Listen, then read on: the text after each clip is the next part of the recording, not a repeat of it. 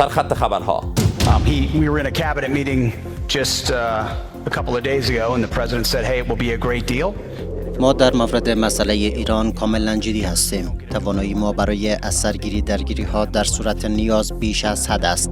هشدار به خطرناکتر شدن جنگ بعدی. جمهوری اسلامی میگوید ترامپ برای بار سوم در پی حمله به ایران و بمباران دیپلماسی است و در صورت حمله بعد سوم قدرتمان را به نمایش میگذاریم. وزیر جنگ آمریکا اما گفت توانایی ایالات متحده برای اثرگیری جنگ با ایران به گونه کامل کفایت میکند. قالیباف گفت با موشک از دشمن امتیاز میگیریم و در مذاکره تفهیمش میکنیم.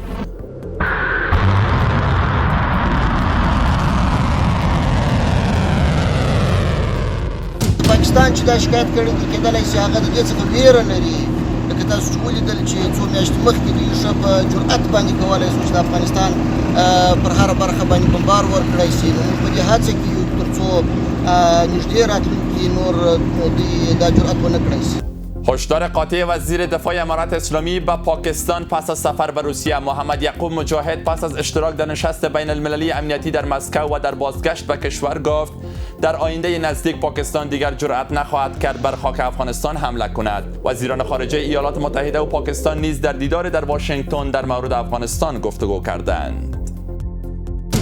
مهاجرینو یو لارې ډوله موټر چپه شوی چې له امله یې 15 تنه زخمیان و 13 تنه شهادت رسیدلی دي. و فاجعه در لغمان 18 جان باخته و 30 زخمی در یک رویداد ترافیکی. در پی واژگون شدن یک موتر باربری حامل مهاجران بازگشته از پاکستان در منطقه سرخکان ولایت لغمان دست کم 18 تن جان باخته و 30 تن دیگر زخمی شدند. مسئولان صحی گفتند که وضعیت صحی شماری از زخمیان وخیم است و امکان افزایش تلفات وجود دارد. امارت اسلامی با خانواده‌های قربانیان این رویداد ابراز همدردی کرده است.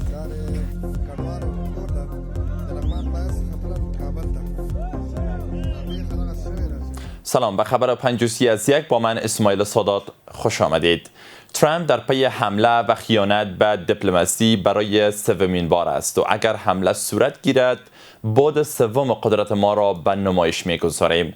جمهوری اسلامی در حال این مورد را بیان کرده که وزیر جنگ آمریکا میگوید توانایی ایالات متحده برای اثرگیری جنگ با ایران به گونه کامل کفایت می‌کند. قالیباف اما گفت با موشک از دشمن امتیاز می‌گیریم و در مذاکره تفهیمش می‌کنیم. برای بحث بیشتر در این باره همراه می‌شویم با دکتر سید بلال احمد فاطمی، آگاه روابط بین الملل. آقای فاطمی شما را خوش آمدید. میگیم همزمان با تلاش‌های دیپلماتیک برای شکلگیری توافق، گزارش‌های از درگیری و آمادگی به جنگ موجود دارند. توافق یا جنگ کدام محتمل است؟ بسم الله الرحمن الرحیم. سلام و احترامات تقدیم شما و بیننده‌های گرامی شما. خب احتمال در 50 است. همیشه ما شما می‌بینیم یک دقیقه مسئله مصالحه برتری حاصل میکنه و جنگ به طرف چیز میره. با یک دقیقه بعد میبینیم که جنگ به طرف قوت مسئلهش میره، چرا که طرفای متقابل که است یا طرفی که اسرائیل و امریکا است اونا هیچ ثبات تاب ندارن، متزلزل هستن و این نشاندهی از این میکنه که چون قدمای از اینا ثابت نیست به ایرخ و اعلان میکنن که مصلحه کافی داریم و ما میتونیم حمله کنیم، اما ندارن. از همین بابت پایه‌شان متزلزل است. ترساندن میکنن، عمل کردن نمیتونن. عمل اگه میتونستن کرده وقت عمل میکردن. باور کنید که با مذاکرات چانس هم نمیدادن، حمله میکردن، اما ندارن و توانایی را. از این بابت چانس حمله و جنگ کم و چانس برسیدن به یک تفاهم بیشتر است و از همین بابت است که امریکا اول و آخر جز از این که امی جرعه زهر سقراطی را باید بنوشه، ایرا نوشیدنی است و ایرا می نوشه و ای امو به حساب ستون فقرات ای سقرات قرن حاضر از بین میبره. بله، بعد سوم قدرت آمریکا که ایران از او سخن میگه، به نظر شما چه تفاوت نسبت به قدرت قبلی ایران داره که به عنوان هشدار از سوی ایرانیان صادر میشه؟ خب بود سوم قدرت ایران شما از این تعیین کرده میتونه که مثلا پوتین میگه که ایران تا بالا که اسلحه را که مصرف کرده این تمرین کرده، یعنی اصل قوت خود هنوز استفاده نکرده. یعنی و خود ایرانیان میگه که ما اسلحه داریم که تا بالا به او دست نزدیم و رونمایی نکردیم. یا فرضاً اگه با گفته های ابوالفضل زهروان بریم، او میگه که ما برای ما اتم هم بازیچه طفل است، ما اسلحه قوی‌تر و والاتر از داریم. در مورد میزایلا کلگی به این معتقد هستند که ایران میزایلا را داره که تا بالا استفاده نکرده. بنان اگه جنگ قوی صورت میگیره و ایران به ذخایر اصلی خود دست میبره، اما قوت سومی که خدا میگه، چرا قوت اول اونمو بود که در جنگ جون 2025 بسیار ایران ضعیف آمد، اما بازم تانست که اسرائیل و امریکا را تا آنقدر ضربه بزنه که خودشان حاضر به آتش بس شدن. ایو هم ضعیفترین حالت ایران بود. باز مرحله نسبتا قوی ترش همین مرحله جنگ 40 روزه بود و ما به این معتقد هستم که دوره سومی که ایران حمله را شروع میکنه شاید قوی ترین حمله ایران باشه و بسیاری چیزایی را جهان غرب از دست خواهند داد.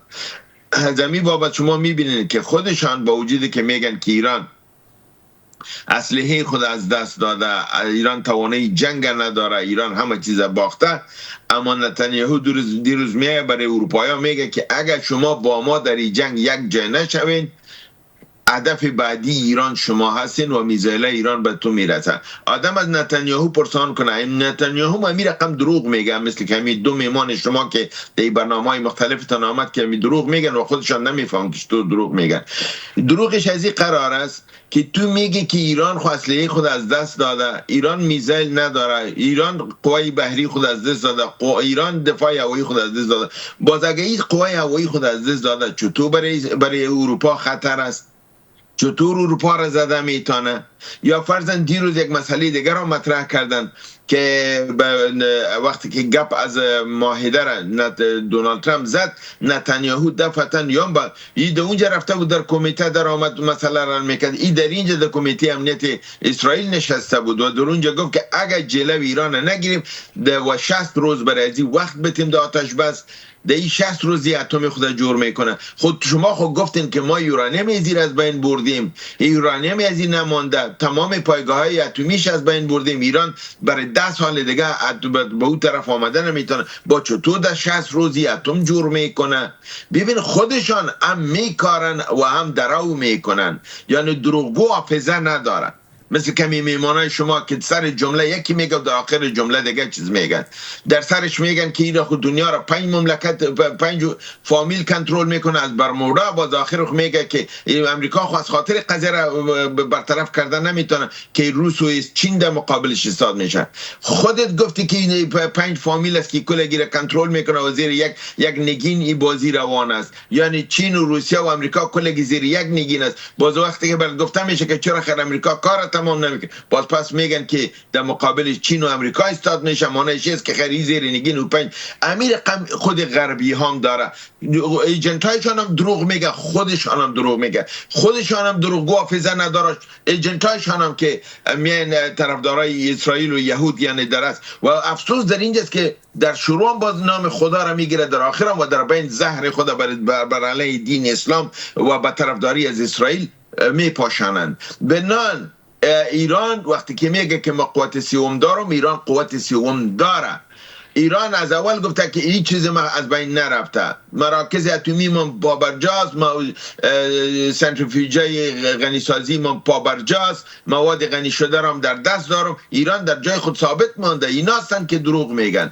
یک دفعه به دنیا میگن که هرچی تمام شد، باز یک دفعه میگه که اروپا را میگه بیا در پالی ما استاد شو، اگه استاد نشوی تو را میزنه. آدم اونمو اروپایی دان نداره که باش بگه که تو خود گفته بودی که ما ایران از بین بردیم، ایران خود نظامش ختم است، بیاین که بریم دیگه یک حمله 4 روزه دیگه همه چیز ختم میکنه. حالا پس برای من میگی که اروپا را میزنه، حالا پس برای من میگی که در 60 روز اتم جور میکنه. یک مملکتی که تو تمام مراکز اتمیش از بین برده باشی و میگه که 10 سال دیگه توانایی زیر نداره. شما شنیدین که گپای ما کلی قد از دونالد ترامپ بارها آمد گفت که ما تمام چیزش از از بین بردیم. نتانیاهو آمد گفت همه چیزش از بین رفته، ایران دیگه او توانایی را نداره. امروز میگه که ایران در 60 روز اتم جور میکنه. بنان هم در وقت دروغ میگفتن بر جهان و به ملت خود و هم امروز دروغ میگن به جهان و به ملت خود. و یگانه ایران است که در مقابل از اینا صادقانه ایستاده است و چیزی که واقعیت صورت در مقابل از اینا میگه. و بسیار کوتاه، بعد سوم حمله ایران به نظرتان حمله اتمی خواهد بود؟ نه خیر، حمله اتمی از هر دو طرف صورت نمیگیره. بسیار سپاس. و در اینجا می‌خوایم نقش کشورهای منطقه و متحدان ارزیابی کنیم. چی نقش به نظرتان در کاهش تنش و افزایش تنش‌ها میتونه داشته باشه و عنوان مخالف و موافق ایران و آمریکا؟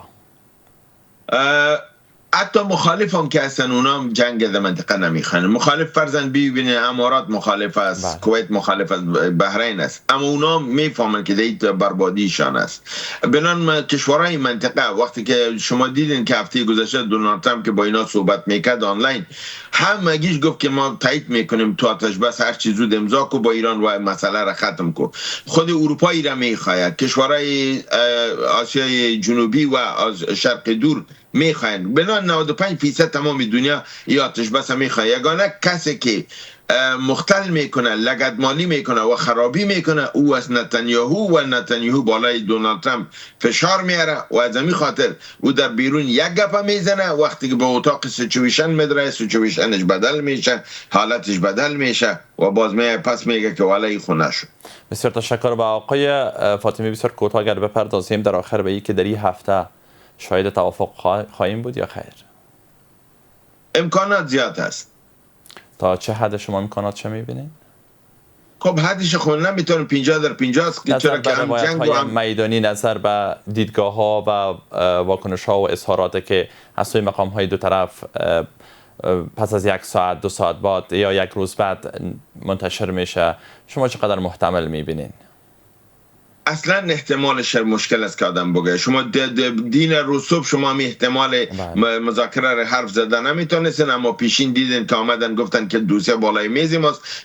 شب که شدن گفت با اتاق میریم فیصله را میریم، صبح که شد آمدن گفت فیصله نشد، آل دوباره اخطار برای جنگ میتن. ممکن که تا شام پس دوباره بیان که والا ما به توافق رسیدیم. از این بابت ما ایره گفته نمیتونیم. چیزی را که ما به تاکید گفته میتونم وی است که امریکا جنگ دوام داده نمیتونه، امریکا اسلحه نداره. این چیزی است که من با قایم گفته میتونم. وقتی که من این حرف میزنم بنان چانس مذاکره و صحبت بیشتر میشه، چانس جنگ کمتر میشه. از این بابت من ایره میگم که اینا توانایی جنگ ندارن، بنان راه برای مذاکرات باز است. ممکن هفته 2 هفته طول بکشه، مگرم در نهایت اینا بالای میز مذاکره میاین و در نهایت توافق میکنن. بسیار تشکر دکتر سید بلال احمد فاطمی، آگاه روابط بین الملل، از حضورتان در این بخش خبر 5 جزئی. همکارم مریم عزیزی در این مورد گزارش دارد.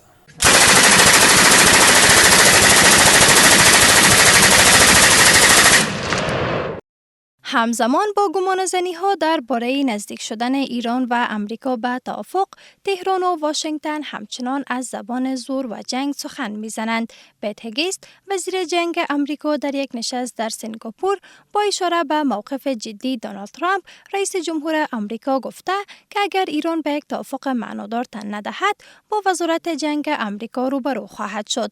وی همچنان تصریح کرده که ایالات متحده ذخیره‌گاه‌های کافی تجهیزات برای از سرگیری جنگ با ایران دارد. دونالد ترامپ، رئیس جمهور امریکا، برخی از جزئیات متن توافق احتمالی با ایران را منتشر کرد و گفت که ایران باید از داشتن سلاح هسته‌ای دست بکشد و تنگه هرمز را بی قید و شرط بازگشایی کند و در مقابل امریکا محاصره دریایی را لغو خواهد کرد. در سوی دیگر، معاون وزیر جنگ امریکا از میزبانی تیم مذاکره کنندگان اسرائیلی و لبنانی خبر داده و گفته که گفتگوهای سازنده میان طرفها ادامه دارد و ایالات متحده از دستیابی دو کشور به یک توافق استقبال می‌کند. وزارت خزانه‌داری امریکا نیز 8 فرد و 5 نهاد مرتبط با ایران را تحریم کرد و ایران در واکنش گفت که تسلط بر تنگه هرمز با تحریم به دست نمی‌آید. We were in a cabinet meeting just a couple of days ago and the president said, hey, it will be a great deal. ما در مورد مسئله ایران کاملا جدی هستیم. توانایی ما برای اثرگیری درگیری ها در صورت نیاز بیش از حد است و ما کاملا قادر به انجام آن هستیم. ذخایر تسلیحاتی ما در آنجا و هم در سراسر جهان برای این کار کاملا مناسب است. ما در موقعیت قدرتمندی قرار داریم. در سوی دیگر، ایران خود را فاتح میدان می‌داند و تعیین شرط برای گفتگو با امریکا را حق خود می‌داند. اسماعیل بقایی، سخنگوی وزارت خارجه ایران می‌گوید که گفتگو با طرف ایرانی ادامه دارد و هنوز نهایی نشده است. وزیر خارجه ایران با همتای عمانی‌اش دیدار و توافق کردند که همبستگی کامل در مواجه با هر گونه تهدید دارند. محسن رضایی، دبیر شورای عالی هماهنگی اقتصادی سران قوا گفته که ترامپ در حال خیانت به دیپلماسی است و اگر درگیری ها ادامه پیدا کند بعد سوم قدرت ما را نمایان خواهیم کرد. محمد باقر قالیباف، رئیس مجلس شورای اسلامی، با انتشار متنی در صفحه اکس خود گفته که ایران امتیازات را در گفتگو نه بلکه با موشک میگیرد و در مذاکره فقط آنها را تفهیم می کند. وی همچنان تصریح کرده که هیچ اعتمادی به تضمین ها ندارند و تنها رفتارها به عنوان معیار شناخته می شود. ما امتیازات را نه با گفتگو بلکه با موشک‌ها می‌گیریم. در مذاکره فقط آنها را تفهیم می‌کنیم. پیروز هر توافق کسی است که از فردای آن بهتر برای جنگ آماده شود. این در حالی است که پیش از این رسانه‌ها از نهایی شدن متن احتمالی توافق میان ایران و آمریکا خبر داده و امیدها در این زمینه بلند بود، اما پس از چند ساعت ریزنی در این باره توافق نهایی به دست نیامده است. و به همین ترتیب میرسیم به پایان بسته خبری 5 وقت بر شما خوش. خدا نگهدار.